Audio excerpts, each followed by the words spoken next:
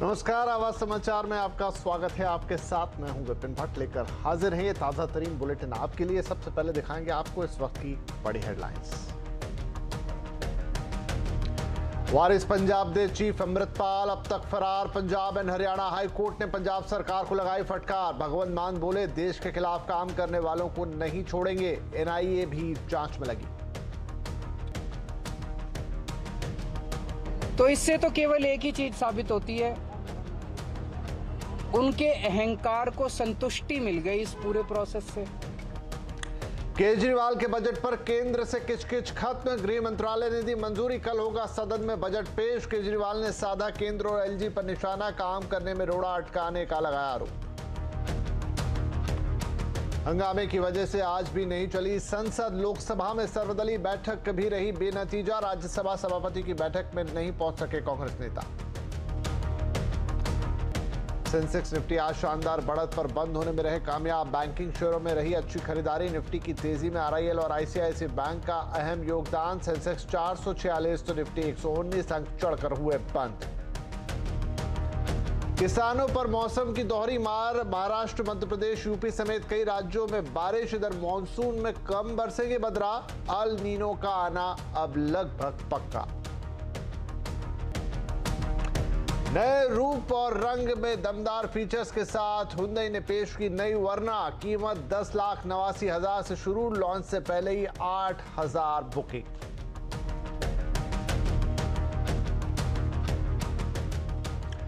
खबरों में सबसे पहले बात करेंगे खालिस्तानी समर्थक और वारिस पंजाब दे के चीफ अमृतपाल सिंह की, जिनकी घेराबंदी को तेज कर दिया गया है। पंजाब पुलिस के साथ साथ केंद्रीय जांच एजेंसियां भी अब उसकी तलाश कर रही है। एनआईए भी अब इस मामले की जांच में शामिल हो गई है। अमृतपाल सिंह पर नेशनल सिक्योरिटी एक्ट यानी एनएसए लगा दिया गया है। पंजाब सरकार ने हाई कोर्ट में इसकी जानकारी दी है। हाई कोर्ट में सरकार ने कहा है कि उसकी गिरफ्तारी की पूरी कोशिश की जा रही है। वहीं हाई कोर्ट ने पलटकर सरकार से सवाल पूछा है कि जब अमृतपाल देश की सुरक्षा के लिए खतरा था तो उसे अभी तक पकड़ा क्यों नहीं गया। सरकार के 80,000 पुलिसकर्मी आखिर क्या कर रहे थे। साथ ही पकड़े गए तो अमृतपाल कैसे भाग गया। ये सरकार का इंटेलिजेंस फेल्योर है। जज साहब ने भी बोला है भी जो इतना बड़ा ऑपरेशन था, इतने ज्यादा पुलिस वाले उसमें इन्वॉल्व थे, ये पॉसिबल नहीं हो सकता भी भाई अमृतपाल सिंह के जो बाकी साथी सारे हैं। एडवोकेट जनरल साहब ने भी कहा भी बाकी जो साथी सारे हैं वो गिरफ्तार हो जाएं और भाई अमृतपाल सिंह ना हो। जज साहब ने कहा है ये पॉसिबल नहीं हो सकता। एडवोकेट जनरल साहब ने ये भी कहा भी इसमें कोई भी फायरिंग नहीं की गई, सभी को बिना किसी फायरिंग किए गए उन्होंने पकड़ लिया गया है। मतलब कि किसी ने कोई विरोध नहीं थी किया। अमृतपाल केस में पंजाब के मुख्यमंत्री भगवंत मान ने कहा है कि देश विरोधी ताकतों को बर्दाश्त नहीं किया जाएगा।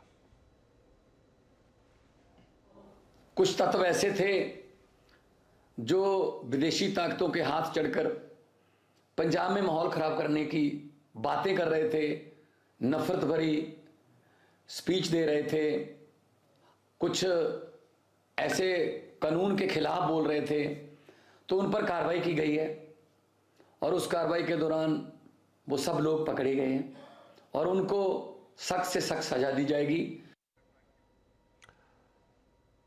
तो अमृतपाल की तलाश जारी है, लेकिन अब वो कब और कहां और कैसे हाथ में आएगा इसका कहना या फिलहाल कहना मुश्किल है। लेकिन एनआईए भी अब इस जांच में शामिल है और इधर हाईकोर्ट डांट लगा रहा है कि आखिर आपने कैसे जाने दिया और क्या कर रहे थे सरकारी कर्मचारी या फिर पुलिस।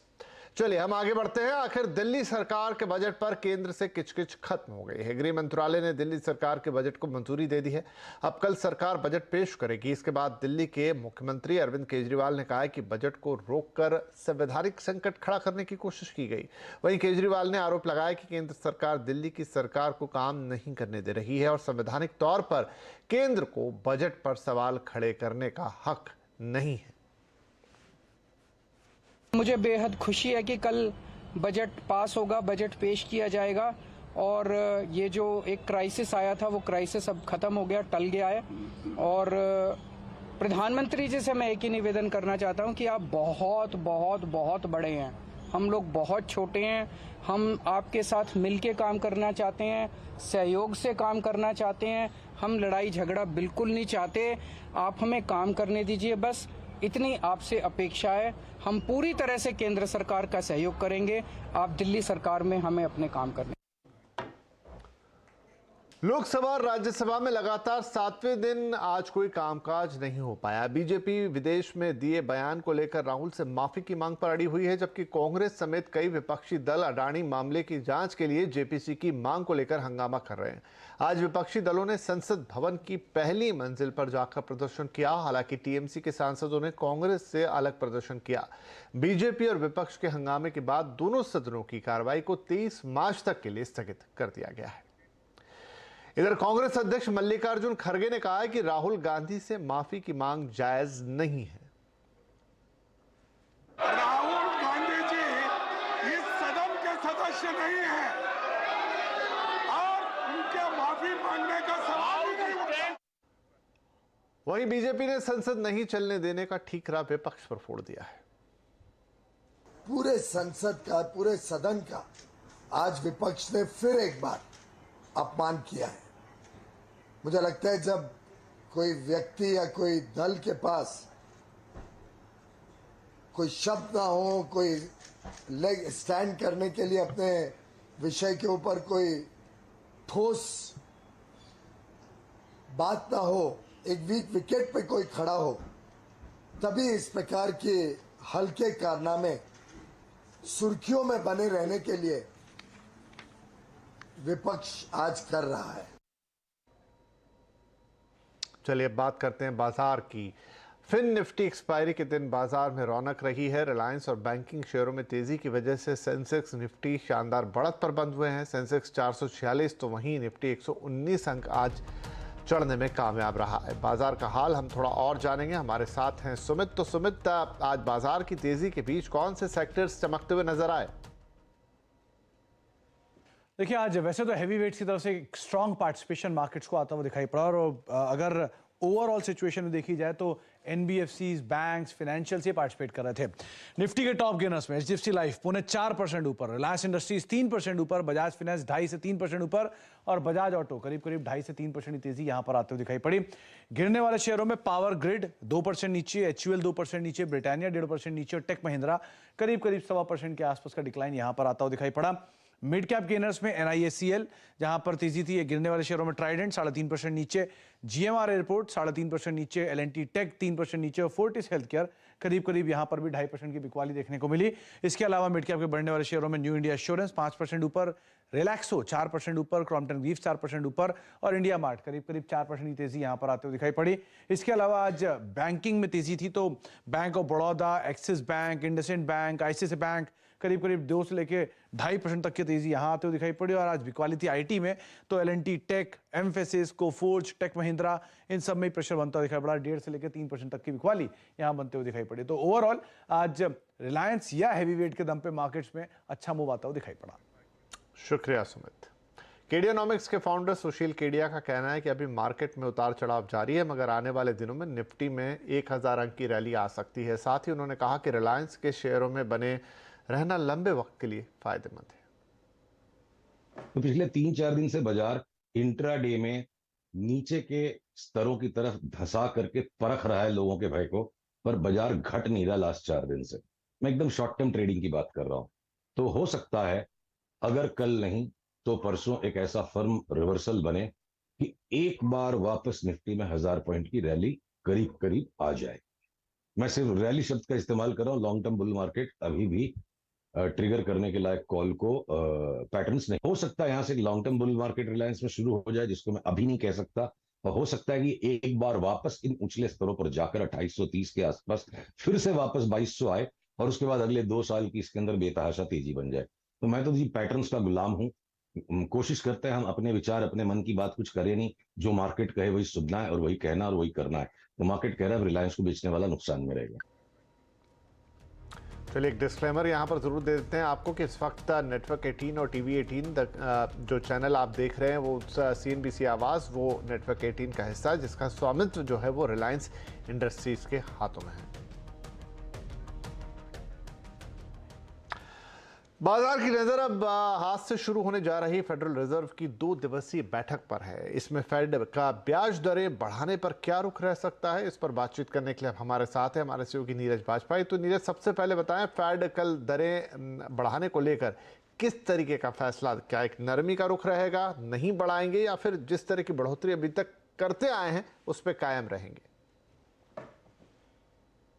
देखिए, फेड के पास 3 ऑप्शंस हैं जिस पे वो फैसला ले सकता है। पहला ऑप्शन तो ये है कि वो ब्याज दर बढ़ाएगा, तो 2 उसके ऑप्शन हो सकते हैं, एक 0.25% और एक दूसरा ऑप्शन है 0.5%, और तीसरा ऑप्शन है कि वो उसको स्किप करे। ये 3 ऑप्शन इसलिए आए हैं क्योंकि अभी जो पूरा बैंकिंग संकट हुआ उसकी वजह से तीसरा ऑप्शन उसमें आ गया कि एक पॉज हो जाना चाहिए, क्योंकि अगर और ज़्यादा ब्याज दरें बढ़ेंगी तो बैंकों को बड़ी मुश्किल हो सकती है, उनके पास लिक्विडिटी का क्रंच आ सकता है। लेकिन थोड़ा और पहले चलें, अगर 10 दिन पहले, तो ये पूरा मूड माहौल बन गया था कि आधे % की ब्याज दर बढ़नी चाहिए क्योंकि इन्फ्लेशन नीचे नहीं आ रहा है, कोर इन्फ्लेशन स्टिक कर रहा है। लेकिन 0.5 से अचानक से पॉज पे आए लोग जब बैंकिंग संकट आया, लेकिन अब बैंकिंग संकट थोड़ा थोड़ा संभल रहा है तो 0.25 की चर्चा शुरू हो गई है। तीनों ऑप्शंस लेके चल रहे हैं, लेकिन जो सिचुएशन का एनालिसिस अगर आप करेंगे तो उसमें ऐसा लगता है कि फेड ये रिस्क शायद ना ले कि वो स्किप कर दे, और वो ये भी रिस्क नहीं लेगा कि 0.5% बढ़ाए, जिससे दोनों ही एक्सट्रीम सिचुएशन में मुश्किल खड़ी हो जाए। तो 0.25% की संभावना बहुत ज़्यादा है, क्योंकि अगर 0.5% बढ़ाएंगे तो बाजार के लिए बहुत ही नेगेटिव होगा और बहुत ज़्यादा मुश्किल हो जाएगी, बैंकों को और ज़्यादा नुकसान होगा, स्टॉक मार्केट पूरा गिर सकता है। अगर वो नहीं बढ़ाते हैं, बिल्कुल स्किप कर जाते हैं, तो मार्केट हो सकता है उसको थोड़े समय के लिए रिजॉइस करे, लेकिन इन्फ्लेशन फिर बहुत तेज़ी से पलट के आएगा और ये भी एक तरीके से मार्केट के लिए नेगेटिव हो जाएगा फिर आने वाले समय में। तो ये दोनों ही एक्सट्रीम को छोड़ करके फेड हो सकता है बीच का एक रास्ता ले 0.25%, जो कि रीजनेबल भी लगता है और इन्फ्लेशन कंट्रोल करने में मदद भी करेगा। नीरज, शुक्रिया। तो अमेरिका और यूरोप में क्यों गहराया बैंकिंग संकट और कौन है इसका गुनाहगार, आज आवाज अड्डा में इसी पर करेंगे बड़ी चर्चा। शाम 7:57 पर जरूर जुड़िएगा हमारे साथ।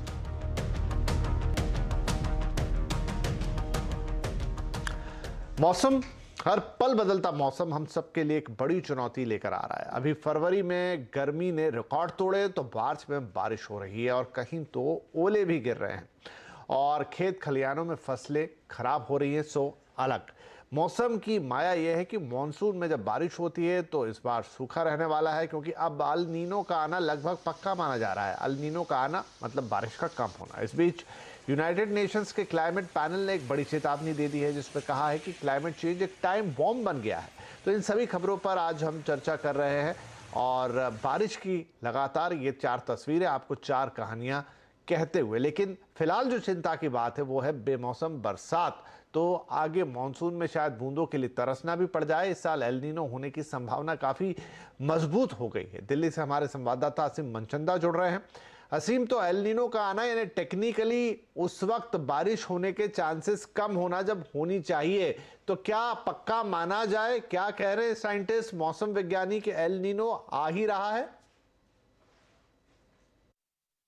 अगर मैं पिछले कुछ दिनों की बात करूं तो देश में लगातार बारिश हो रही है, ओलावृष्टि हो रही है, जिसके चलते किसानों की खड़ी फसल को काफी नुकसान पहुंचा है। लेकिन आगे चल करके सूखा भी किसानों की परेशानी को बढ़ा सकता है।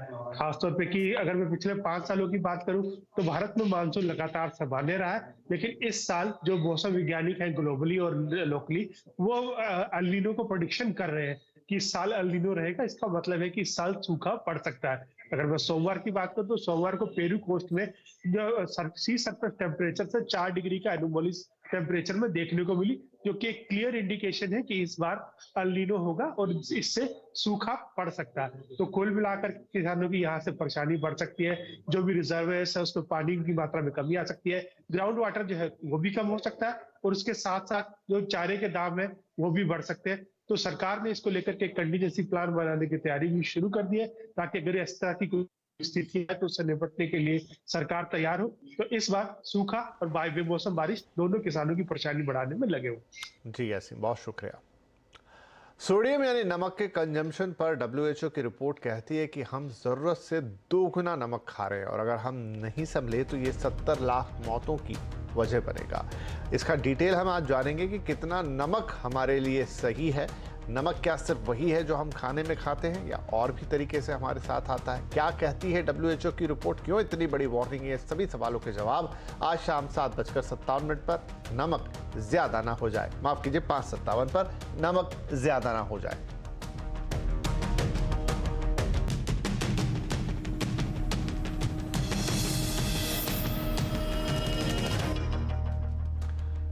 पेड़ पौधे हमें फल सब्जियां तो देते ही हैं, लेकिन अगर कहें कि पेड़ से अब हमें बिजली भी मिलेगी तो आप जरूर हैरान होंगे। जी हां, ऐसे ही पेड़ गुजरात के गांधीनगर में लगाए गए हैं। कैसे होते हैं ये सोलर ट्री, बता रहे हैं हमारे संवाददाता केतन जोशी। स्मार्ट सिटी कैसा होता है इसकी कल्पना तो हमने अलग अलग तरह से की है, लेकिन गांधीनगर नगर निगम ने इसकी पहल भी कर दी है। आप मेरे पीछे एक ट्री देख सकते हैं। ये कोई सामान्य ट्री नहीं है, लेकिन सोलार पैनल से लदा हुआ एक ट्री है। नगर निगम का ये प्रयास है कि जितने भी पब्लिक पार्क है इसमें धीरे धीरे इस तरह के ट्री लगाकर ग्रीन और क्लीन एनर्जी है उसको सेव किया जाए और बाद में टोरेंट या तो गुजरात सरकार की जो कंपनी है उसको बेच दिया जाए। और एक अनुमान के मुताबिक साल भर इससे 1.25 करोड़ की बिजली है वो उत्पन्न होगी। और हम आपको ये भी बता दें कि गुजरात में पूरा जो रूफटॉप सोलार का कॉन्सेप्ट है उसको काफ़ी बढ़ावा पहले से ही मिल चुका है और वो दिन भी दूर नहीं कि क्लीन और ग्रीन एनर्जी के पीछे हमें और मेहनत करनी पड़ेगी। ये देखने में भी सुंदर लगता है और नीचे जब धूप होती है तो बिल्कुल इनके नीचे है आपको छांव का भी एहसास होगा। दिन भर सूर्य की रोशनी से यहाँ बिजली उत्पन्न होगी। तो एक तरह से हम कह सकते हैं कि एक जो स्मार्ट कॉन्सेप्ट होता है उसी को यहाँ लागू किया गया है। गुजरात में गांधीनगर समेत कई शहर को स्मार्ट सिटी की सूची में रखा गया है और धीरे धीरे इस तरह के कॉन्सेप्ट है वो वहां लागू भी कर दिए जाएंगे। हुंडई मोटर्स इंडिया ने वर्ना को नए अवतार में लॉन्च कर दिया है। नई वर्ना डिजाइन से लेकर फीचर्स तक कई बड़े बदलाव के साथ बाजार में आई है। ऑल न्यू वर्ना की एक शोरूम कीमत 10,90,000 रुपए से शुरू हो रही है। वहीं इसके टॉप वेरिएंट की कीमत 17,30,000 रुपए तक जाती है। इस कार में सेफ्टी पर फोकस किया गया है। इसमें करीब 30 स्टैंडर्ड सेफ्टी फीचर्स दिए गए हैं और टॉप वेरिएंट में 65 से ज़्यादा एक्टिव और पैसिव सेफ्टी फीचर्स मिलते हैं। साथ ही इसमें ADAS लेवल की 2 सेफ्टी दी गई है। स्पेस ज़्यादा मिले इसके लिए 2670 mm का व्हील बेस है और इसमें 528 लीटर का बूट स्पेस भी है।